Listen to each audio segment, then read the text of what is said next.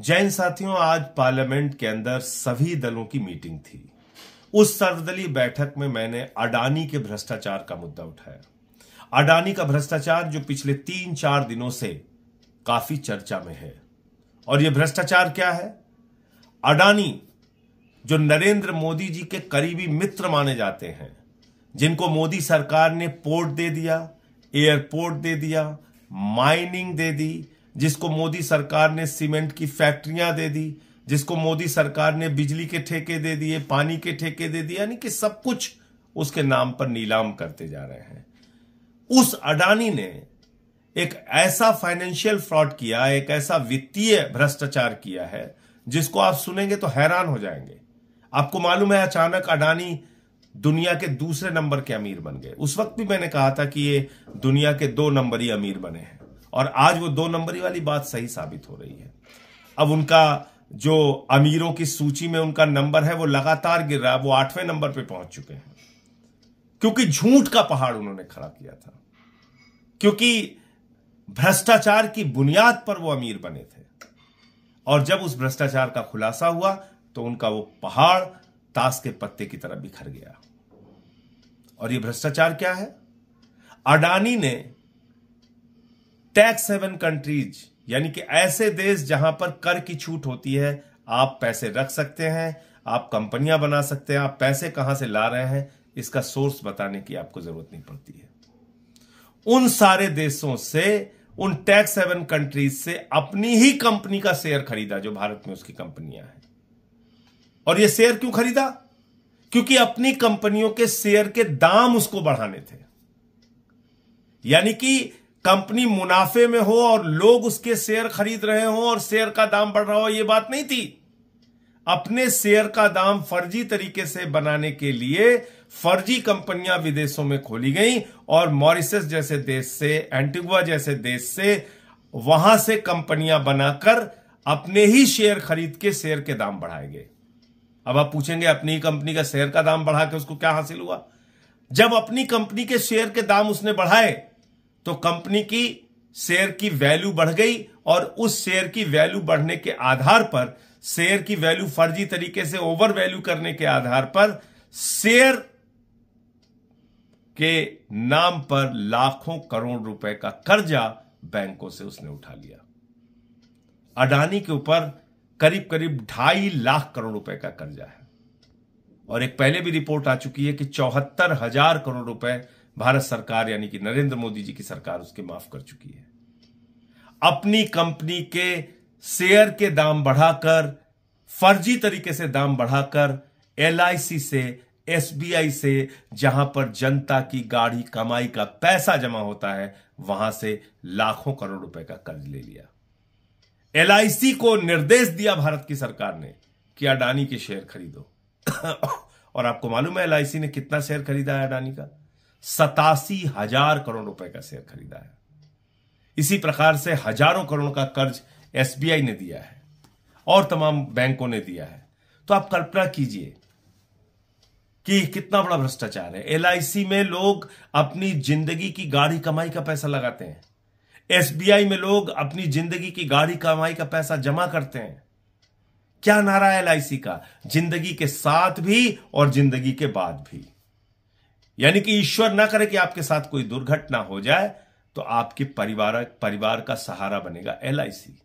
आपकी बेटी का सहारा, आपके बेटे का सहारा, आपके बच्चों का सहारा, आपके परिवार का सहारा बनेगा LIC। आज उस LIC को एक व्यक्ति ने डुबो दिया, अडानी ने। और अब वो क्या कह रहा है? आज बड़ा हास्यास्पद तर्क आया उसका।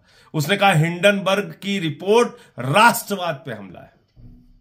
अब आप देखिए मजेदार बात, हिंडनबर्ग 2017 से लेकर अब तक 16 कंपनियों के फाइनेंशियल फ्रॉड को उजागर कर चुका है। 16 कंपनियों के फाइनेंशियल वित्तीय भ्रष्टाचार को उजागर कर चुका है। उसमें अमेरिका की भी कंपनी है तो फिर उसने अमेरिका पे भी हमला कर दिया। उसमें चाइना की भी कंपनी है तो उसने चाइना पे भी हमला कर दिया। उसमें जापान की भी कंपनी है तो उसमें जापान पे भी हमला कर दिया। अरे अपने भ्रष्टाचार पे जवाब दो ना, उसमें तो जवाब दे नहीं रही हो कि तुमने फर्जी कंपनियां क्यों बनाई और अपने ही शेयर क्यों खरीदे और शेयर के दाम ओवर वैल्यू करके बैंकों से लाखों करोड़ रुपए का लोन क्यों लिया। जनता की गाढ़ी कमाई का पैसा डुबोया क्यों? किसी ने अपनी बेटी की शादी के लिए पैसा जमा किया था, किसी ने मकान बनवाने के लिए पैसा जमा किया था, किसी ने छोटे मोटे रोजगार शुरू करने के लिए पैसा जमा किया था। वो सारा पैसा तुमने डुबा दिया। उस पर जवाब दो। अब कह रहे हो राष्ट्रवाद पे हमला है, यानी कि भारत राष्ट्र के करोड़ों लोगों का लाखों करोड़ रुपए लूटकर अडानी आप राष्ट्रवाद की बात कर रहा है। भारत राष्ट्र के लाखों करोड़ की संपत्तियां औने पौने दामों में लेकर उन सरकारी कंपनियों को बर्बाद करके अब अडानी राष्ट्रवाद की बात कर रहा है। तो इस राष्ट्रवाद के नारे के पीछे तुम्हारा भ्रष्टाचार छुपेगा नहीं, क्योंकि इसी भारत राष्ट्र के करोड़ों लोगों को तुमने लूटा है। और इसलिए मैंने भारत के प्रधानमंत्री को चिट्ठी लिखी है, सेबी को चिट्ठी लिखी है, income tax department, CBI, ED सबको चिट्ठी लिखी है कि बगैर देर किए अडानी और उसके परिवार का पासपोर्ट जब्त किया जाए। क्यों? क्योंकि पहले भी इस तरह के बड़े भ्रष्टाचार करके 20,000 करोड़ रुपए लेके नीरव मोदी भाग गया, मेहुल चौकसी भाग गया, 10,000 करोड़ रुपए लूट के विजय माल्या भाग गया, 3,000 करोड़ लूट के ललित मोदी भाग गया, 6,000 करोड़ लूट के नितिन संदेशरा भाग गया। ऐसे तमाम लोग इस देश की जनता की गाढ़ी कमाई का पैसा लूट के भाग चुके हैं। इसलिए बगैर विलंब किए इसके पासपोर्ट, इसके परिवार के पासपोर्ट जब्त किए जाने चाहिए और इसके खिलाफ कार्रवाई होनी चाहिए। कहां सो रही है सेबी? कहां सो रही है ईडी? कहां सो रही है सीबीआई? कहां सो रहा है इनकम टैक्स डिपार्टमेंट? विपक्ष के नेताओं पे कार्रवाई करनी हो तो गर्दन दबाने चले जाते तुरंत। इतना बड़ा भ्रष्टाचार का खुलासा हुआ, अभी तक कोई कार्रवाई नहीं हो रही इन लोगों पे। अडानी के पूरे ग्रुप पे कहीं कोई कार्रवाई नहीं हुई। क्यों? क्योंकि ये भारत के प्रधानमंत्री के सबसे करीबी मित्र हैं। अपने इस करीबी मित्र को नरेंद्र मोदी जी ने 2.5 लाख करोड़ रुपए का कर्जा दिया है, 74,000 करोड़ रुपए माफ किया है अपने इस मित्र का।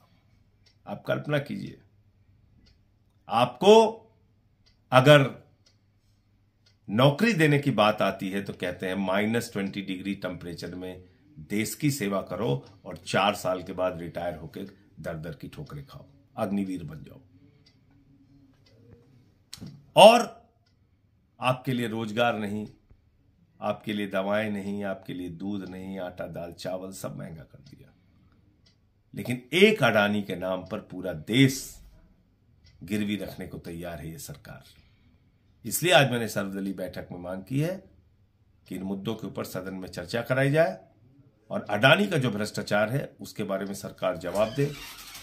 मैंने चिट्ठी भी लिखी है कि इनके पासपोर्ट जब्त किए जाए और चर्चा की मांग इसलिए की है कि आज करोड़ों लोग भयभीत हैं, डरे हुए हैं, चिंता के बादल उनके सर पे मंडरा रहे हैं कि उनकी जिंदगी की गाढ़ी कमाई का पैसा LIC में, SBI में, तमाम बैंकों में डूब रहा है और सरकार सो रही है। जय हिंद।